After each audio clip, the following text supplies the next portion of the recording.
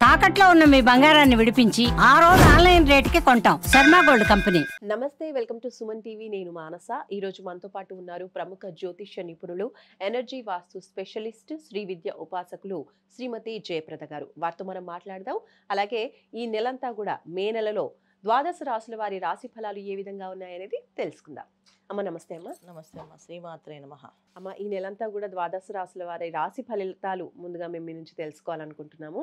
తప్పకుండా నాన్న. అయితే మే నెలలో మనకి జరిగే రాశి ఫలాలన్నీ కూడా ఎలా ఉంటాయంటే కాస్త అందరికీ స్తంభన అనేది జరుగుతుంది. అంటే ఒక్కొక్క రాశికి ఒక్కొక్క ప్రభావం. కొంతమందికి అనారోగ్య సమస్య, కొంతమందికి ఆరోగ్య సమస్యలు, కొంతమందికి ఏమో ఆర్థికపరమైన సమస్యలు, కొంతమందికి కుటుంబంలో కాస్త కలహాలు, చిన్న చిన్న మనస్పర్ధలు ఇవే జరిగే అవకాశాలు ఎక్కువగా ఉన్నాయి. ఎందుకంటే ఈ ప్రభావం ఒక మాస ఫలితాలు మే నెలలో జరిగేవి మాత్రమే కాదు. ఈ షష్టగ్రహ కూటమి ఏదైతే జరిగిందో మనకి దాని ఒక ప్రభావం మనకి ఒక 50-55 రోజుల దాకా ఉంటుంది. సో మనకి మననే జరిగింది కనుక షష్టగ్రహ కూటమి అనేది మనకు ఉంది కనుక ఖచ్చితంగా ఇది మే ఎండింగ్ వరకు ఈ మాసం అంతా కూడా కాస్తంత కొంత కష్టకాలంగా కనిపిస్తుంది. అయితే ఒక్కొక్క రాశి వాళ్ళకి ప్రభావం అనేది ఎలా ఉంటుందనేది మనం వివరంగా తెలుసుకుందాం. అయితే ముందుగా మనం ఏమిటంటే మీనరాశిలో 4 గ్రహాలు ఏవైతే ఇక్కడ ఉన్నాయో, బుధుడు, శుక్రుడు, రాహువు, శనేశ్వరుడు ఏదైతే కలిసి ఉన్నారో ఈ కలయిక 4 గ్రహాల కలయిక అనేది కాస్తంత కష్టమైన పరిస్థితి తీసుకొస్తుంది ఎవరికైనా.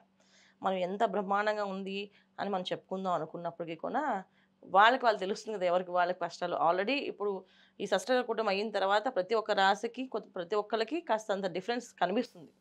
ఇది ఆ ప్రభావం ఏ ప్రభావం తెలియకపోయినా వాళ్ళు కాస్తంత ఇబ్బందులు కనపడుతుంటారు. దాని నుంచి మే నెలలో మనకు ఉండేది అంటే ఈ కష్టకాలం నుంచి బయటపడడానికి ఒక నివారణ పూజ చేసుకుంటే బయటపడతాం. ఇబ్బంది ఏం లేదు. కాకపోతే కాస్తంత కొంచెం శ్రమించాలి. మనం అందరం శ్రమిస్తే పని అవుతుంది. ఇప్పుడు మనం ఏ రాశి వాళ్ళకి ఏ పరిస్థితులు ఎలా ఉన్నాయో చెప్పుకుందాం. అమ్మ, ఇప్పుడు మరి ద్వాదశ రాశుల్లో తులారాశి వాళ్ళకి రాశి ఫలితాలు ఏ విధంగా ఉన్నాయి, గ్రహస్థితి ఏ విధంగా ఉంది వాళ్ళకి? తప్పకుండా తులారాశి వాళ్ళకి ఈ మాసం కాస్త మెరుగైన ఫలితాలే కనిపిస్తున్నాయి. ఎందుకంటే వీళ్ళకి దశమ స్థానంలో కుజుడు ఉండడం వల్ల పనులు చాలా చక్కగా వేగంగా అయిపోతుంటాయి. కాస్త నచ్చినా నచ్చకపోయినా పని అయితే అయిపోతుంటుంది వీళ్ళకి. అంటే ఇప్పుడు దశమ స్థానం కుజుడు ఉండగానే వీళ్ళకి ఏంటంటే మనుషులు నచ్చరు కానీ పనులు అయితే అవుతుంటాయి. ఒక్కొక్క ఆఫీస్లో ఒక్కొక్కరు కొత్త జాయిన్ అవుతుంటారు. ఆ బాస్కి వాళ్ళు నచ్చరు. ఏంటమ్మా వీళ్ళు ఇలా ఉన్నారు, నాకు నచ్చలేదు అని అన్నా పని మాత్రం బాగా చేస్తుంటారు. అలాగా వీళ్ళకి తులారాశి వాళ్ళకి వీళ్ళు నచ్చకుండా వీళ్ళకి అన్ని అదృష్టం అనేది వస్తుంటుంది. సో నచ్చని పనులు నచ్చని వాళ్ళు పనులు చేస్తుంటే వీళ్ళకి ఆ పనులన్నీ ఈజీగా అవుతుంటాయి. అలాంటి సిచ్యువేషన్ అంటే వీళ్ళకి మానసికంగా కాస్త విసుగు చికాకు ఉంటుంది. అంటే వాళ్ళు చూడగానే వాళ్ళతో మాట్లాడాలా, వీళ్ళతో చేయాలనేసి. కానీ వాళ్ళే చాలా ఫాస్ట్గా చక్కగా పని చేస్తుంటారు.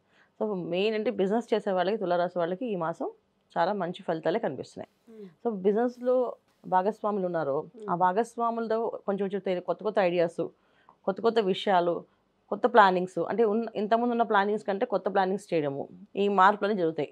ఎందుకంటే వీళ్ళకి సప్తమ స్థానంలో రవి బుధులు కలిసి ఉండడం, తర్వాత కర్కాటక రాశిలో కుజుడు ఉండడం, ఈ 2 కాంబినేషన్స్, ఈ 3 గ్రహాలు ఇలా ఉండడం వల్ల ఏంటంటే పట్టింది పట్టు అన్నట్టుగా పని అవ్వాలన్నట్టుగా వీళ్ళకి ఇష్టం ఉన్న లేకపోతే పనులు అయిపోతూ ఉంటాయి పరిగెట్టుకుంటూ. సో అందుకని వ్యాపారస్తులకు చాలా మంచి ఫలితాలు ఉన్నాయి. ఉద్యోగస్తులకి మార్పు అనేది జరుగుతుంది. ఖచ్చితంగా మారడము, ఇంకొక ఉద్యోగంలోకి వెళ్ళడము, అది చాలా అన్కంఫర్టబుల్గా అనిపించడము. కానీ అన్కంఫర్టబుల్ అనిపించినప్పటికీ కూడా అది మంచి ఫలితమే. వాళ్ళకి ఇబ్బంది పడే కాదు. కాకపోతే స్టార్టింగ్ ఎవరికైనా ఉంటుంది, ఉద్యోగం జాయిన్ అవ్వగానే ఆ వాతావరణం నచ్చకపోవచ్చు, ఆ బాస్ నచ్చకపోవచ్చు, వాళ్ళు చేసే పని నచ్చకపోవచ్చు, ఇవన్నీ కూడా వీళ్ళకి జరుగుతూ ఉంటాయి. ఇవన్నీ జరిగినప్పటికీ కూడా వీళ్ళకి అది సుఖమైన మంచి లాభమే కానీ ఇబ్బంది పడేది అది కాదు. సో తులారాశి వాళ్ళకి ఈ విధంగా వ్యాపారస్తులకి, ఉద్యోగస్తులకి బాగుంది. విద్యార్థుల విషయంలో వచ్చినప్పటికీ విద్యార్థులు మాత్రం కాస్త కష్టపడి చదివితే మంచి ఫలితాలు వస్తాయి. కాస్త బద్దగించిన చదువుదాలేని చెప్పి కొంచెం ఏదైనా ఏమార్చిన అంతే లైఫ్ మొత్తం డిస్టర్బ్ అనేది బాగా జరుగుతుంది. విద్యార్థులకి కాస్త కష్టకాలంగా ఉంది, మిగతా అందరికీ బాగుంది. మరి వివాహం కోసం ప్రయత్నించే వాళ్ళకి ఎలా ఉంది పరిస్థితి? వివాహ ప్రయత్నాలు చేసేవాళ్ళు చక్కగా వివాహాల ప్రయత్నం శుభ్రంగా చేసుకోవచ్చు నాన్న. ఎందుకంటే వివాహాలు అవ్వట్లేదు అనుకునే వాళ్ళకి వివాహాలు రావడం, కుదరడము, వివాహాలు అవ్వడము అనేది జరుగుతుంది బ్రహ్మాండంగా. సో వివాహాలకు జరగడానికి, శుభకార్యాలు జరగడానికి, ఇంట్లో శుభాలు జరగడానికి, తర్వాత సంతాన భాగ్యం కలగడానికి ఇవన్నీ కూడా మంచి ఫలితాలు ఈ మే మాసం నుంచి వీళ్ళకి మారింది. ఎప్పటి నుంచి అంటే వీళ్ళకి ఎప్పుడైతే ఈ మే 18 నుంచి రాహు కేతులు మారుతారో అప్పటి నుంచి ఇంకా కొంచెం మెరుగైన ఫలితాలు కనిపిస్తున్నాయి. గురువు మారినప్పటి నుంచి ఇంకొంచెం మంచి ఫలితాలు.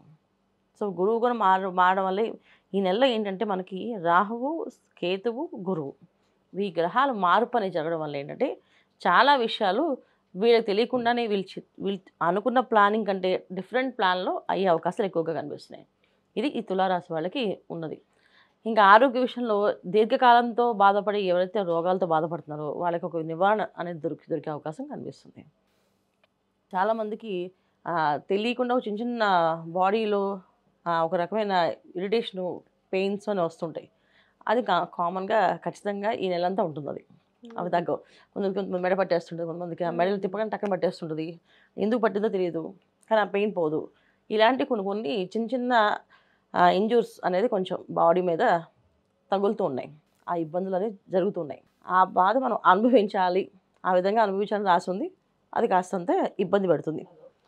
మెయిన్ ఏంటంటే డ్రైవింగ్ చేసేటప్పుడు కాస్త ఏమైనా మెట్లు ఎక్కినప్పుడు, మెట్లు దిగినప్పుడు కొంచెం స్పీడ్గా వెళ్ళకుండా కొంచెం స్లోగా నిదానంగా వెళ్తూ ఉంటే కాస్త ఇబ్బంది ఉండదు. జనరల్గా రోజు వెళ్ళే పనుల్లోనే కాస్తంత ఏదో ఒక కొంతమందికి ఎక్కువ మెడ పట్టేయడము, నడుము పట్టేయడం ఉంటుంది తులారాశి వాళ్ళకి. దీంట్లో ఏంటంటే ఇక్కడ మన స్టెప్స్ ఎక్కినప్పుడు దిగినప్పుడు ప్రాబ్లమ్ ఫేస్ చేస్తుంటాం. అందుకే ఇది కొంచెం జాగ్రత్త పడితే మంచి ఫలితాలు ఉన్నాయి. ఓకే, మరి ఎటువంటి పరిహారాలు పాటించాలంటారు తులారాశి వాళ్ళు? పరిహారాలు దుర్గమ్మవారిని ఆరాధన ఎక్కువగా, తర్వాత గణపతి ఆరాధన చేసుకుంటూ ఉండాలి.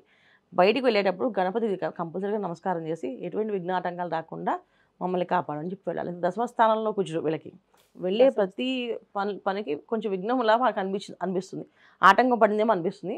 ఆ విఘ్న ఆటంకాలు రాకుండా గణపతికి ప్రార్థన చేస్తే ఆ మనిషి నచ్చపోయినా ఆ పని అయితే సాఫీగా అవుతుంది. అంటే వీళ్ళకి ఏంటంటే ఒక మనిషి రాగానే పలకరింపులో వీళ్ళకి నచ్చదు, కానీ పని తీరు చూస్తే మళ్ళీ నచ్చుతారు. కొంతమంది మనిషి రూపాన్ని చూస్తారు, ఆ రూపం నచ్చదు కొంతమందికి. ఏంటి ఇలా ఉన్నాడు, వీడిని చేస్తాడు అని చెప్పేసి అని, కానీ ఖచ్చితంగా చేస్తారు. కానీ అలాంటి విషయాల్లో వీళ్ళు కొంచెం తారాసపడే అవకాశం ఈ మాసం అంతా ఉంది కనుక వీళ్ళకి కాస్తంత జాగ్రత్తగా ఏంటంటే గణపతి దండం పెట్టుకున్నాను అనుకోండి, అలాంటి ఆలోచన, అలాంటి చూపు, అలాంటి వీక్షణ అనేది ఉండదు వీళ్ళకి. సరే మీ పని చేసుకోండి అని చెప్పి వదిలేస్తారు. సో అలాంటి ఇబ్బందులు అనేది బయటపడతారు గణపతికి ఆరాధన చేయడం వల్ల. తర్వాత దుర్గమ్మ వారికి ఆరాధన చేయడం వల్ల ఈ తెలియకుండా వచ్చే పెయిన్స్ ఏవైతే ఉన్నాయో వాటి నుంచి విముక్తి. అమ్మ, మరి తులారాశి వాళ్ళు ఏ వస్తువుల్ని దానాలు చేస్తే మంచిదంటారు?